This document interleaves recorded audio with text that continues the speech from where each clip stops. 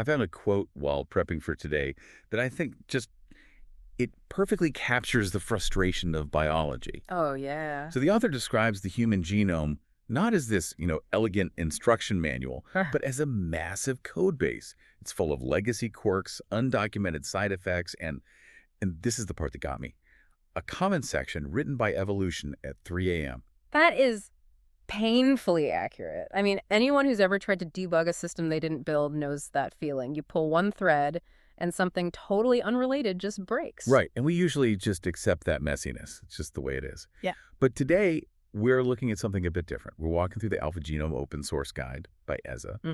And the reason I wanted to cover this is that it claims to take that 3 a.m. spaghetti code and actually make it parsable. Right. And on a timeline that works for, normal researchers, not just massive tech companies. It's a significant shift. And I want to be really clear right off the bat, we aren't here to discuss another press release or some hype video. This guide is about a specific tool, AlphaGenome, and how it changes the day-to-day reality of genomics. It predicts how a DNA sequence relates to biological regulation, and it claims to do it without the trade-offs we've been forced to accept for, like, the last decade. Okay, so let's test that claim.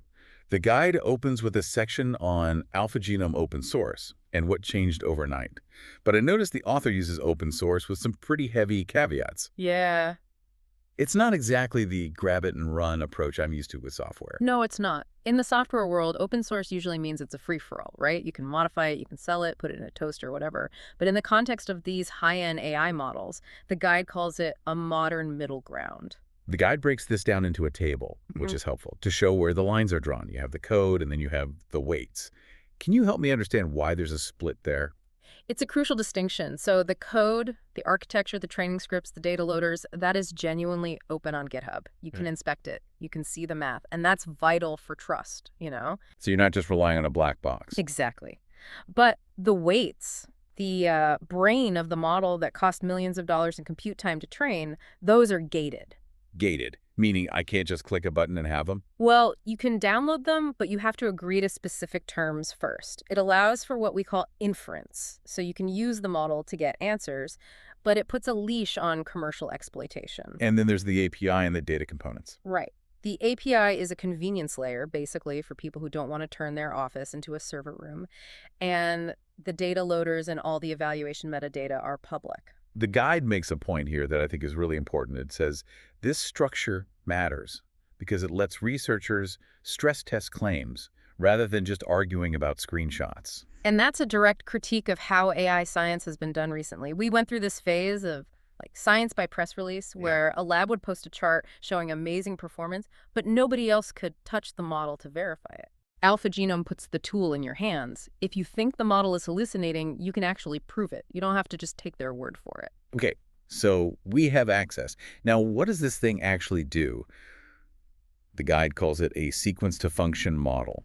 I feel like we use these terms a lot, but what's the actual mechanism? Think of it like a massive translator. You feed it a sequence of DNA, raw A's, C's, T's, and G's. But here's the kicker. You can feed it a window of up to 1 million base pairs. 1 million. That seems excessive. Why do we need that much context? Because biology, quote, plays dirty. I saw that line in the text. I love that. It's so true, though. A gene on your DNA strand might be regulated by a switch and enhancer that is physically located way, way down the line. If your model only looks at a short snippet, say 10,000 base pairs, you miss that connection. You see the gene, but not the switch turning it on. Exactly. The 1 million base pair context lets AlphaGenome see those long-distance relationships. So it takes in this huge chunk of code. You tell it, this is human or this is mouse. What comes out the other side? It outputs predicted functional genomics signals. And the scale here is massive. It predicts nearly 6,000 different tracks for humans. We're talking gene expression, histone marks, splicing signals, chromatin accessibility. So you can ask multiple questions at once, like, does this variant mess with splicing? Or does it change expression? Correct. It's checking thousands of cellular conditions at the same time. But, and I feel like we need a giant warning label here, the guide puts a reality check right in the middle of this section. It says, and I'm quoting, "This is not a clinical diagnosis machine." That is the single most important sentence in the whole document. AlphaGenome predicts molecular signals. It does not predict medical outcomes. Say that again? It can tell you, hey, this genetic variant makes this gene express 20% less RNA. It cannot tell you, this patient will develop heart disease. That seems like a massive gap for a listener who might want to use this for medical research. It's a necessary gap. The model predicts proxies. It predicts the mechanism, not the final result. If you confuse the two, you're going to do bad science. Okay, moving on to the why this is significant section. The guide talks about a trilemma that researchers used to face. I'm guessing this is the old fast, good, cheap pick 2 scenario. It's a similar idea, yeah. But for genomics AI, historically you had 3 constraints. You could have a long context window seeing that million base pairs we talked about. Right. You could have high resolution seeing things at the single letter level. Or you could have many modalities predicting RNA and chromatin and splicing all at once. And you couldn't have all 3. You generally had to pick 2. If you wanted the long context to see that regulatory wiring, you usually had to sacrifice resolution so everything looked blurry. Or if you wanted high resolution, you had to look at a tiny window. Precisely. AlphaGenome is significant because it essentially says, I'll take them all. It breaks that trilemma. The guide acknowledges a whisper in the community that this is the AlphaFold moment for genomics. AlphaFold being the tool that solved protein structure. Is that fair, or is that just hype? I think the guide is pretty grounded on this. The vibe is similar. It does feel like a step change, but the physics are different. AlphaFold was solving a physical geometry problem. There is a right answer for how a protein folds. And this isn't that. No. AlphaGenome is doing statistical prediction of regulation. It's much messier. It's not a solved physical system. It's a probability engine. So it moves us from cool demos to tools we can argue with, but it is not a magic wand. Let's get back to the practicalities. The guide has a section titled Open Source, but with terms. We touched on this, but let's be blunt. If I'm a startup founder listening to this, and I want to build 23andMe, but with AlphaGenome next week, can I? You need to read the terms very, very carefully. The code might have a permissive license, but the weights are usually gated under non-commercial terms. So the answer is probably no. Unless you get a specific commercial agreement, yes, the answer is no. And you have to be careful because often derivative works inherit those restrictions. If you fine-tune their model with your proprietary data, your new model might still be legally locked down. But if I'm at a university or a nonprofit or doing journalism, then you are usually in the clear. The structure is really designed to accelerate science, not to give away a free product engine to tech competitors. Okay, let's say I'm cleared to use it. Now I have a choice to make. The guide presents a decision matrix. Local V's API. It's a fork in the road. On one side, you have the API. If you want quick iteration or if you don't have a massive data center GPU in your basement, this is your path. The API is kind of the easy mode then. It is, but there's a cost. And I don't just mean money, I mean privacy. Data sovereignty. Exactly. If you are working with sensitive patient genomes data that absolutely cannot leave your secure firewall, you cannot send that to a cloud API. You have to run it locally. But the guide warns that the local path is painful. It says, your future self will remember every driver mismatch. That is the voice of experience speaking. Local inference gives you total control, total reproducibility, which is critical for peer review. But you pay for it with technical complexity. You become your own IT department. Speaking of IT, let's talk hardware. This section was a bit of a splash of cold water for me. It seems like there's one piece of hardware that just rules them all. The NVIDIA H100. The guide calls it the H100 requirement. Why this specific card? What makes it so necessary? It's about memory. The H100 has 80 gigabytes of high bandwidth memory. Remember, we are processing 1 million base pairs of DNA context. The attention mechanism, the way the AI looks at that sequence to find patterns, it just eats memory for breakfast. And those cards are, what, $30,000 or $40,000? Easily, and they're hard to get. So what if I don't have one? What if I have a normal high-end card, like a 40-gigabyte A100 or an A6000? Then you're in what the guide calls the compromise tier. You can make it work, but you have to lower your batch size. You just have to be more careful. And the danger zone. That would be the 24-gigabyte cards, the consumer gaming cards. The guide basically says, good luck. You're going to hit out of memory errors constantly. You'll spend more time tuning the model to fit than actually doing biology. And if I have no GPU, just a CPU? Don't even bother. Stick to the API. Unless you want to start a run today and come back next week to check the progress. Okay, so we've bought the hardware, or we've compromised. Now we get to the installation. The guide walks through this step by step, and it introduces a nemesis. The villain. JAX with CUK. The guide calls this the part that eats weekends. Why is this specific combination so notorious? It's a dependency nightmare. So JAX is the machine learning framework. That's the engine. CUA is the driver that talks to the NVIDIA graphics card. That's the transmission. And they have to match perfectly. So I can't just install the latest version of both and hope for the best. Absolutely not. If you have CUA version 12.1 installed on your machine, but you install the JAX version that was built for CUA 11, nothing works. And it won't crash loud and clear. No, it just won't see the GPU. It will silently default to the CPU and run incredibly slowly. The guide is very stern here. It says, do not freestyle this part. It's the best advice in the whole document. You have to check your drivers, check the JAX documentation, and copy the install command exactly as it's written.